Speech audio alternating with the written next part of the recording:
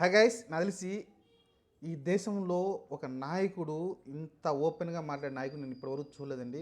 ఇంత ముందు కూడా చాలాసార్లు చెప్పిన పవన్ కళ్యాణ్ అనే వ్యక్తి, ఎందుకంటే అతను సినిమాలు తీసుకున్నాడు, కొన్ని కోట్లు సంపాదించుకోవచ్చు, వందల కోట్లు వేల కోట్లు కూడా సంపాదించుకోవచ్చు, యాడ్ల ద్వారా కావచ్చు, లేకుంటే మిగతా వాళ్ళని చూస్తున్నాం కదా, మహేష్ బాబు లాంటి వాళ్ళు, నాగార్జున లాంటి వాళ్ళు ఎన్ని వేల కోట్లు సంపాదించి పెట్టుకున్నారు.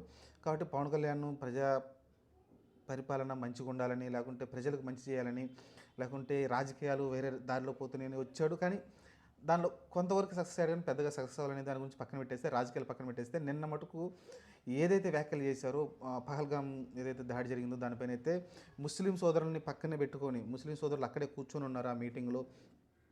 ఎవరైతే ఈ దేశానికి వ్యతిరేకంగా మాట్లాడుతున్నారో, ఎవరైతే ముస్లింలు కొంతమంది వ్యతిరేకంగా మాట్లాడుతున్నారో, సెక్యులరిజం అనే పేరుతోటి మాట్లాడుతున్నారో, వాళ్ళందరూ ఈ దేశంలో ఉండాల్సిన అవసరం లేదు, ఈ దేశం నుంచి వెళ్ళిపోమని అయితే క్లియర్ కట్గా చెప్పారండి. అక్కడ ముస్లిం సోదరులను పక్కన పెట్టుకొని ఏ రాజకీయ నాయకుడు చెప్తారండి ఈ ప్రపంచంలో? మనిషి ఏ రాజకీయ నాయకుడు చెప్పడండి ఇలా.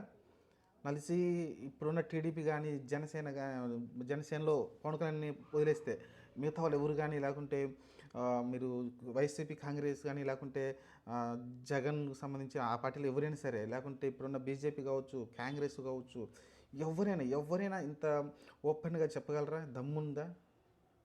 తప్పును తప్పుగా ఎత్తి చూపలేని ఎంత దమ్ము ఏ రాజకీయ నాయకుడికి ఉందంటే అది ఒక్క పవన్ కళ్యాణ్కి మాత్రమే ఉంది. ఎందుకంటే తప్పు జరిగినప్పుడు దాన్ని ఎత్తి చూపే దమ్ము అయితే ఉండాల్సి ఉంటుంది ఒక రాజకీయ నాయకుడికి. అదే రాజకీయ నాయకుడి లక్షణం పవన్ కళ్యాణ్ ఉంది. ఇంతకుముందు ఏ నాయకులని చూడదండి.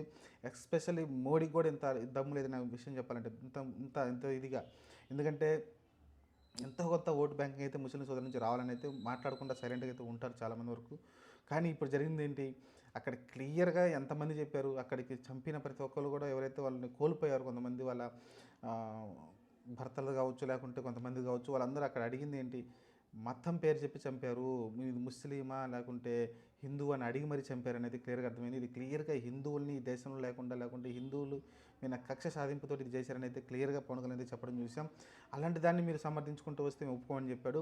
ఈ దేశంలో సూడోలాగా బతుకుతున్నారు కొంతమంది, ఎవరైతే ఉన్నారో సూడోలా బతుకుతున్నారో వాళ్ళైతే ఈ దేశంలో ఉండాల్సిన అవసరం లేదు. మీకు పాకిస్తాన్ ప్రేమ ఉంటే డైరెక్ట్గా వెళ్ళి పాకిస్తాన్లో వెళ్ళిపోమని అయితే చెప్పడం చూసాం మనమైతే. ఇంత దమ్ము ఎవరికి ఉంటుందండి ముస్లిం సోదరులు పక్కన పెట్టుకొని? కాబట్టి నాకైతే పవన్ కళ్యాణ్ ఇలాంటి దేశం గురించి మాట్లాడిన ప్రతిసారి కూడా పవన్ కళ్యాణ్ నాకు బాగా నచ్చుతారండి. నిన్న కూడా అదే స్పీచ్ అయితే మనం చూడడం చూసాం. ఆయన అలానే అక్కడికి వెళ్ళిన ఎవరైతే పరామర్శించారు కదా, తన భర్త చనిపోవడం గురించి ఆవేదన వ్యక్తం చేసింది. మేము మోడీ గారు ఉన్నారు, లేకుంటే ఇండియా గవర్నమెంట్ ఉందని మేము అక్కడికి వెళ్ళామండి. దాదాపు అంతమంది కోట్ల మంది, సంవత్సరానికి 2 కోట్ల మంది వెళ్తున్నారని చెప్పారు కాబట్టి మేము వెళ్ళామండి అక్కడికి. లేకుంటే అక్కడికి మేము వెళ్ళే వాళ్ళం కాదని ఆమె చెప్పుకొచ్చిందంటే, మేము ఇప్పుడున్న ఇండియా గవర్నమెంట్ బాధ్యత వహిస్తున్నాం, ఆమె తిట్లన్నీ మేము స్వీకరిస్తున్నామని చెప్పుకొచ్చాడు. ఇంత హుందాగా ఎవరు చెప్తారండి చెప్పండి?